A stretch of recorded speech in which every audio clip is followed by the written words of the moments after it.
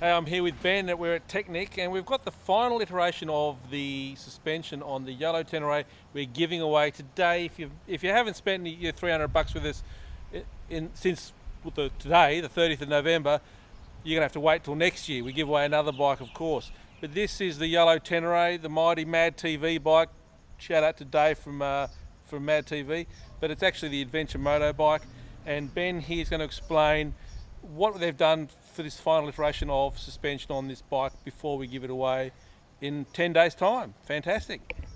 Ben, sure. How are you, mate? Not too bad, yourself? Now you're the suspension tech here at Teknik. Now Nick's passed this baby on to you to finish off for us. Yep. So what have we done with the suspension in this bike?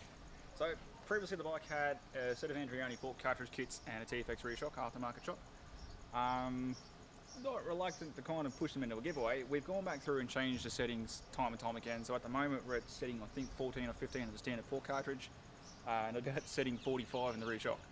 So with Greg, feedback from yourself, feedback from other customers who've had work done, customers from Queensland, WA, Victoria, some local customers, it's getting a better idea of what the bike actually needs and where most of the damping changes need to be made.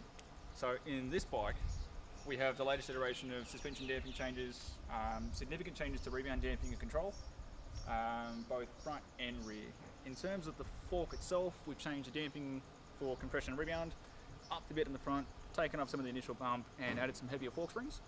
We find the bike doesn't necessarily need to stand taller, but the heavier springs and a nice light damping curve and an initial bump makes the bike handle better and perform better over corrugation. Increasing the compression top end to make sure the bike doesn't bottom out, and controlling rebound. What we find from factory is the bike has too much damping and rebound. So as we go through and change things, we're modifying and modifying and modifying and constantly changing. And at the moment where we're at, we think we're comfortable with. We have a few customers testing the newer settings in this bike at the moment, and we've got some positive feedback with those customers and hopefully nothing bad. And what about the rear shock, mate? What have we done there? So the rear shock is a standard unit, so it's a KYB unit in the back of the bike itself. Yep. We've modified the compression and rebound damping again.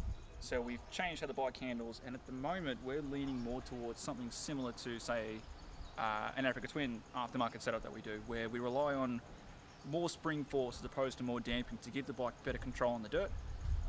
And taking out some of the rebound damping it has from factory as well, same with the front, to make sure the bike's not going to kick, to keep the back wheel on the ground as much as possible and to keep this thing standing up tall without too much force in the front. All right, well, and as far as the layman's concerned, what you've done is you fixed the suspension so it handles better in the dirt. We've tweaked it to make it handle better in the dirt. Fixing it is just always a constant battle. There's always more changes to make. And the bike looks fantastic. It still looks like, you know, the mighty yellow Ténéré, first of its kind. And I'm hoping I can get a quick ride in on the dirt with this suspension set up before we give it away in 10 days' time. All right, Steve from Adventure Moto, fantastic.